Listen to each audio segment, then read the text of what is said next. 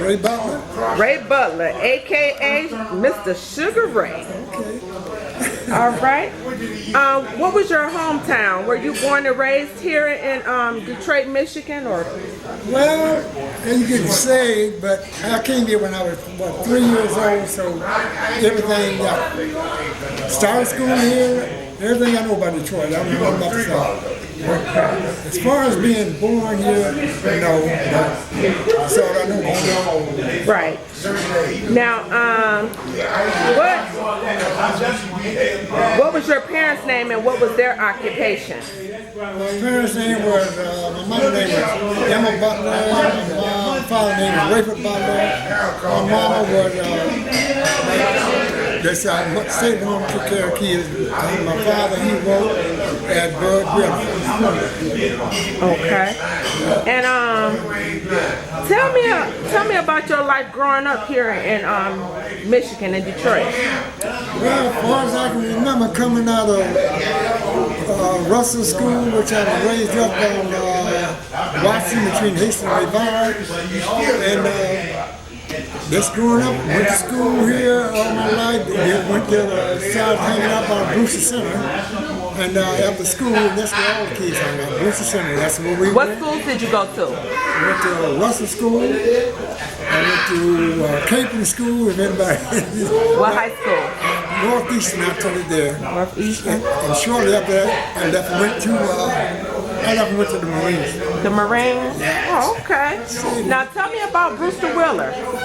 Brewster Center is a place that we went to every day after school. We went there, we learned how to swim. That kept us out of trouble. I mean, it's a place you could go and go to escape. And it was just, I don't know, it was just a place that all kids that had no other place to go. You could always go to Brewster Center, you didn't need no money, you didn't have to pay anything. You could go there to learn how to swim, you could learn how to box, you could go to the workshop, you could play baseball, you could play basketball. It was a recreational place and a nice place to keep people out of trouble, which you did. Right. And what are some of the legends that come from there? I know you know some. Well, the legacy that I know from there was, well, naturally Joe Lewis, and there was Ray Bond, there was Bobby Hall, there was that really became something that a lot of people don't know. There was Hank Aaron, not Hank Aaron. There was a guy named Hank, he used to box. He was there, but you know him by Hank. I know him by Hank. Henry Hank, that was his name. I know Henry Hank by Big Boy Brown. Alvin? Alvin Blue Lewis, he was one of the main. Ted, right? Did all right. He was a boxer. I think he fought for the heavyweight championship. There was also, and I said Ray Bond, but there was Urban Balancer. I don't know if he ever became famous, but those kind of guys that was legends to me because they were there when I was there, and they became, famous. So, but other than that, I mean, that was. There's Big Boy Brown. There was a lot of people now that I can't remember. Right, you had boxers, you had basketball stars, swimmers, wrestlers, singers, weightlifters. Lou Coronado. They had a cabinet trophy cabinet at Brewster Center in the hall, and you had all your pictures of what you might call people who participated there and became, like you say, a different source of sports. Like people ping pong champions. It was just a good place that could be and should be forever standing because it's just a traditional place. Right. Now tell me about the housing projects itself. What was your neighbors like, the community? I mean, back then everybody, you could say almost like, even if you didn't, everybody knew everybody. Your neighbors was, you would watch out for each other. You was never, no kids were ever injured back those days. Like the kids now shooting and rape and all that. We never worried about that. We were always safe. People, neighbors would watch out for you, send you home, take you in, feed you. I mean, give you a spanking if they have to. They would give you a whooping. You can call it a spanking if you like, but they'll tell your mama you got another one coming. So that's richness there. Right. Yeah. Unity. Unity, a lot of fine. A lot of love.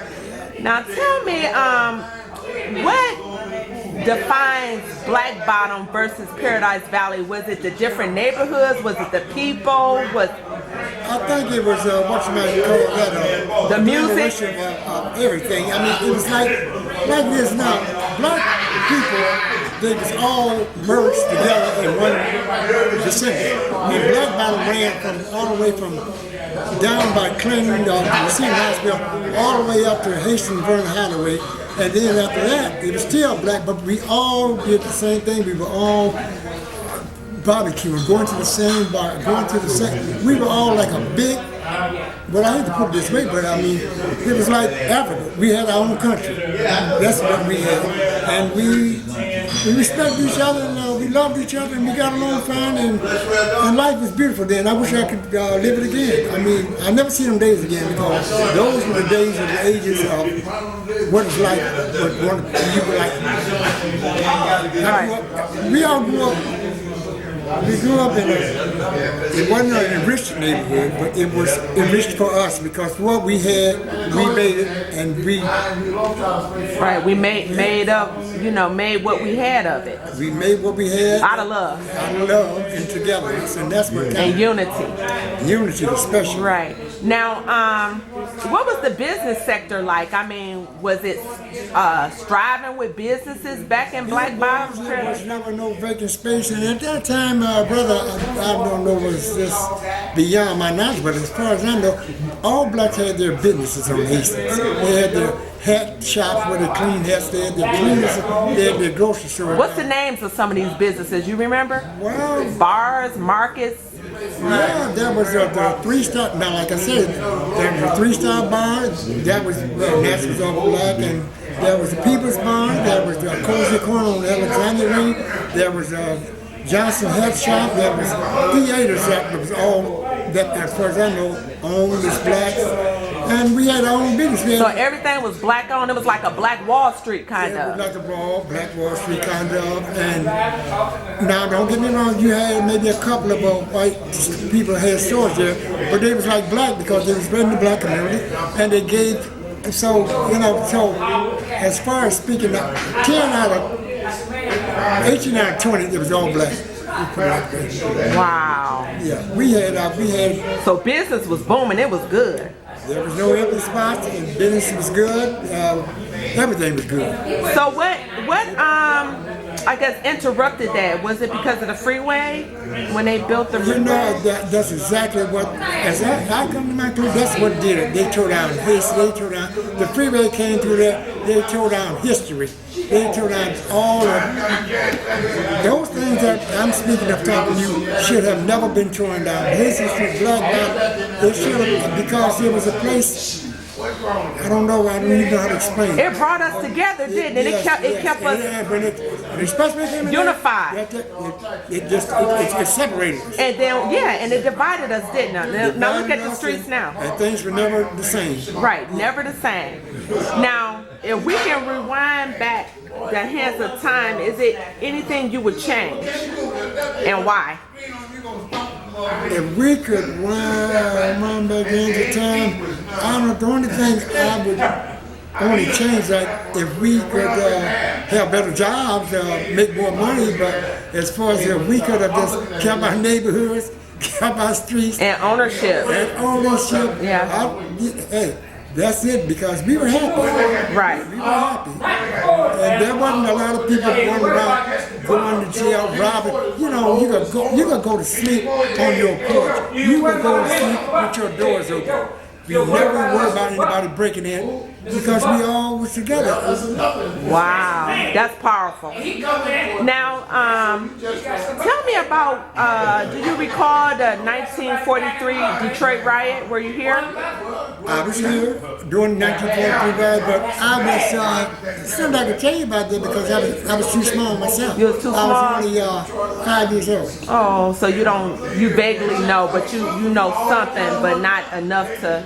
not enough, no more what I heard. Right, because you was only 5. Now tell me about the 1967 Detroit riot. What was the atmosphere like? It was, I think that was a mixture of I can never figure that out. I know it started about something that they say On Bill Out. yeah, Bill Out. It wasn't true. Then they said it started on the west side because somebody they broke into the Gotham Club and they shot a black guy, and it started from there. And then at Bill Out, they threw a black girl overboard in the water. That was said too, but it was never actually Proven yeah, but that was enough to get it started. get it started. Which was, I don't know, I guess it was a good thing or a bad thing because Did it change anything?